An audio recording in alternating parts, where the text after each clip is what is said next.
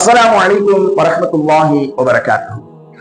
அன்பின் இஸ்லாமிய உறவுகளே, நாம் நேசிக்கும் முஹம்மது ஸல்லல்லாஹு அலைஹி வஸல்லம் அவர்களோடு நாளை மறுமையில் நாம் சுவனத்தில் இருக்க வேண்டும் என்ற ஆசை நமக்கு இருக்கும் என்று சொன்னால், அதற்கான சில வழிமுறைகளை நபிகள் நாயகம் ஸல்லல்லாஹு அலைஹி வஸல்லம் அவர்களே நமக்கு சொல்லித் தருகிறார்கள்.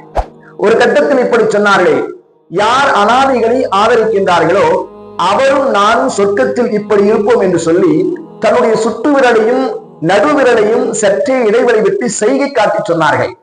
யார் அனாதைகளை ஆதரிக்கிறார்களோ அவர்களும் நானும் இப்படி இருப்போம், அருகாமையில் இருப்போம் என்கின்ற செய்தியை நபி ஸல்லல்லாஹு அலைஹி வஸல்லம் அவர்கள் சொல்லுகிறார்கள் என்று சொன்னால், அன்பானவர்களே, அல்லாஹ்வுடைய தூதரை நேசிக்கக்கூடிய நாம் அந்த நேசத்தின் வெளிப்பாடாக நாம் மறுமையிலும் சொர்க்கத்தில் அவர்களோடு நாம் இருக்க வேண்டும் என்று சொன்னால், நிச்சயமாக அல்லாஹ்வுடைய தூதர் ஸல்லல்லாஹு அலைஹி வஸல்லம் அவர்கள் காட்டி தந்த அந்த வழிமுறையின் பிரகாரம் நாமும் அனாதைகளை ஆதரிக்கின்ற பொழுது இப்படிப்பட்ட ஒரு சிறந்த அந்தஸ்தை, உயர்ந்த அந்தஸ்தை அல்லாஹ் ரப்பல் ஆலமீன் நாளை மறுமையில் நமக்கு வழங்குகிறான் என்பதை மனதில் வைத்துக் கொண்டு நம்மால் முடிந்த அளவுக்கு நாமும் அனாதைகளை ஆதரிப்போம். வல்ல ரஹ்மான் அத்தகைய நற்பாக்கியத்தை நம் அனைவர்களுக்கும் தந்தருள் புரிவானாக.